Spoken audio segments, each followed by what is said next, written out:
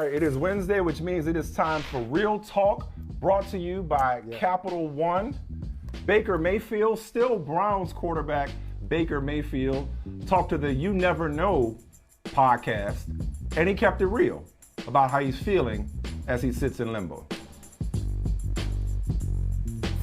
I have no regrets of my time in Cleveland, of what I tried to give to that place. Right. And true Clevelanders and true Browns fans know that. And that's why I can walk away from the whole situation feeling like I did it. And now, do you feel like the way the office has handled it has been disrespectful to you, given where you came in and where they are now? And I mean, yeah, the respect thing is like it's all going to be like a personal opinion. Yeah, like, and I feel disrespected 100%. Because I was told one thing and they completely did another. That's what I'm in the middle of right now. And you know what? Okay, I got my taste of it because I've had 4 different head coaches in 4 years, a bunch of different coordinators. I've had, talk about the highs. They always come back. Mm-hmm. They always come back.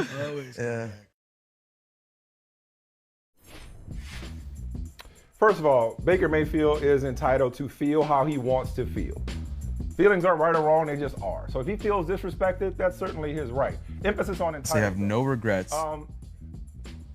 I guess what I don't understand is, I guess I agree and disagree at the same time.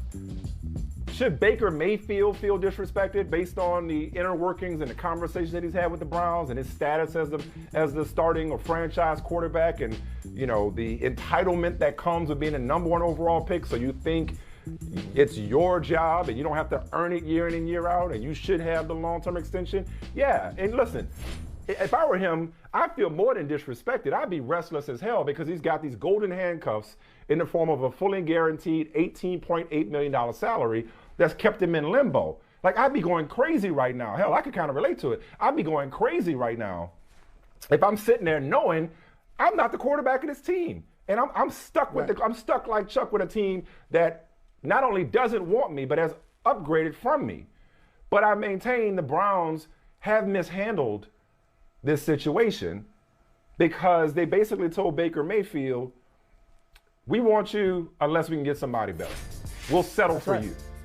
And then when he was like, trade me, he was like, nah, you coming back. And you go perform under these circumstances. Knowing that, again, I'm not going to say the B word, quarterbacks, especially this one, are unstable creatures. They're unstable creatures. And you can't treat them any kind of way and just expect them to grin and bear it. So of course he feels disrespected because he feels like he's better than he actually is. The truth of the matter is, I don't know. I don't know about that. I know we disagree on how good he is. I don't think he deserves much better. You know, the Browns in 3 out of his 4 years have won exactly 6 starts with him at quarterback. It's not like he has been consistently good enough to warrant somebody not looking for an improvement at quarterback, especially when that improvement is, sexual misconduct allegations aside, a top 5 quarterback. Okay, let me just point out a couple things. And I agree. I agree. Baker Mayfield should feel disrespected.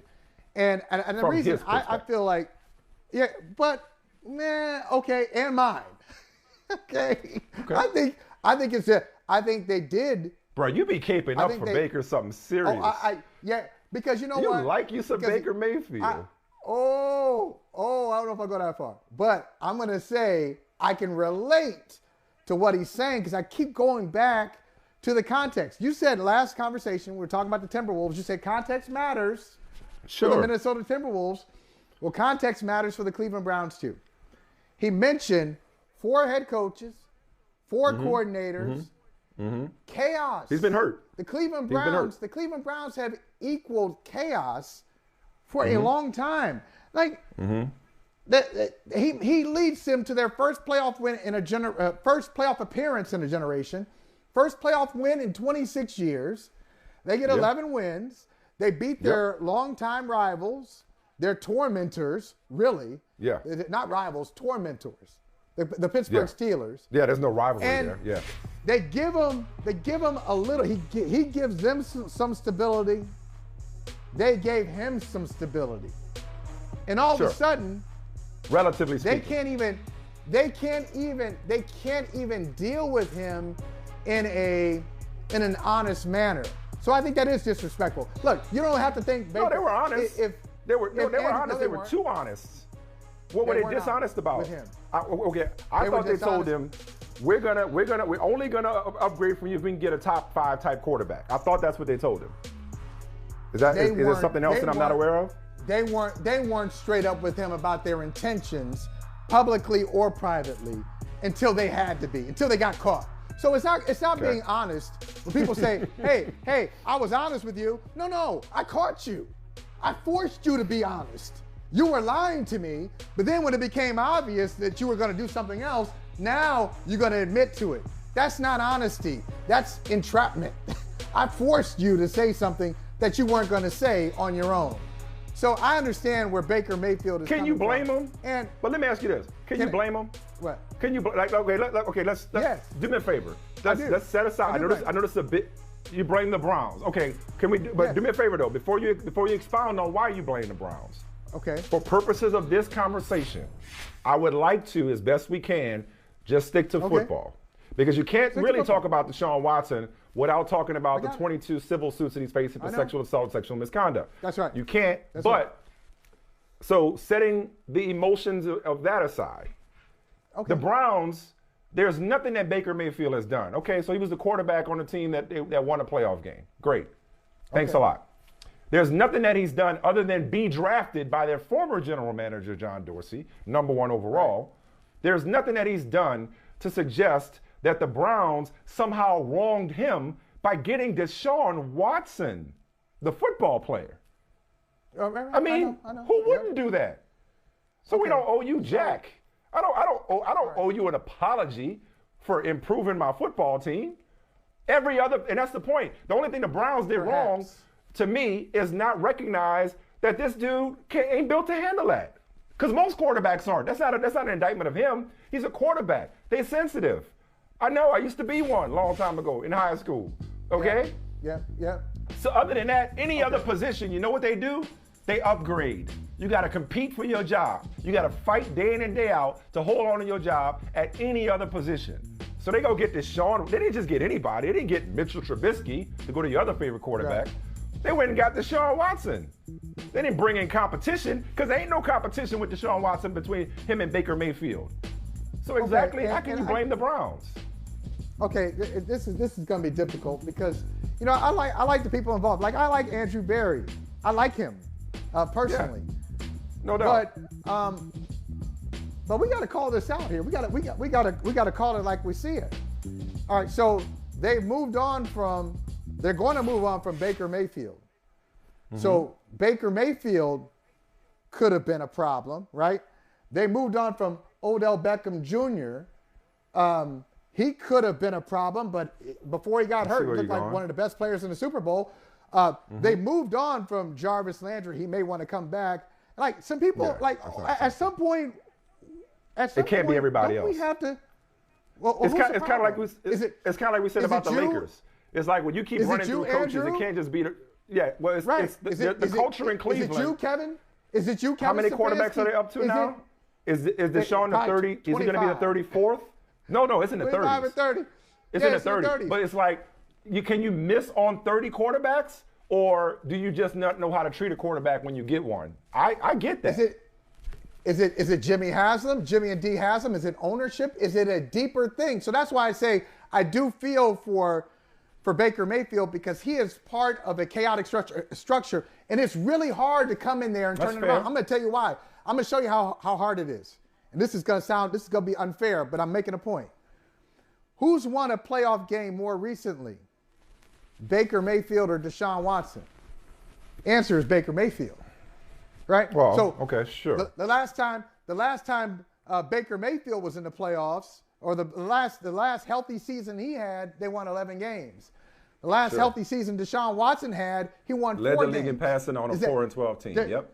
Does that mean that Baker is better than Deshaun? No. It means that sometimes you can't overcome your circumstances. That's a very solid point.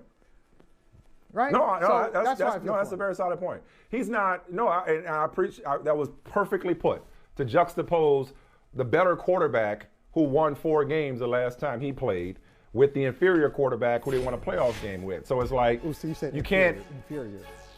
Well, I mean, Inferior. okay, compared to him, but you're right about. But Michael, honestly, you're right about that because you can't discredit Baker Mayfield when they won the playoff game, and then blame Baker Mayfield when they falter. You can't say Baker Mayfield was a product of his environment when they're successful, and then say Baker is the problem when they're unsuccessful. Those two things are incongruent. So I'm really happy that you put it that way. That's a very fair, objective analysis of Baker Mayfield. I still don't think he's that good. And I think they got a better. They came across a better option, and this is business. Now Baker Mayfield hopefully gets to go somewhere, but in the meantime, nobody. Okay, if Baker Mayfield were so good and was such a no-brainer, I think other organizations would take him at $18.8 million, which is quite cheap for a starting quarterback. So far, no good. You know what, Mike? Oh, well, but I think they will. So he's stuck. He's stuck with 18.8 guaranteed, but he's stuck right now. Well, not necessarily. What's today's date? Today is April 13th. All right, April 13th. Yeah. And There's time. as I mentioned, draft for weekend those trade. who don't know, we're going out to Vegas. A little draft coverage. Brother from another goes to the NFL draft. I think after the draft, there's going to be some movement. Like teams right now are still thinking about, okay, what are we going to do? Where does Kenny Pickett wind up?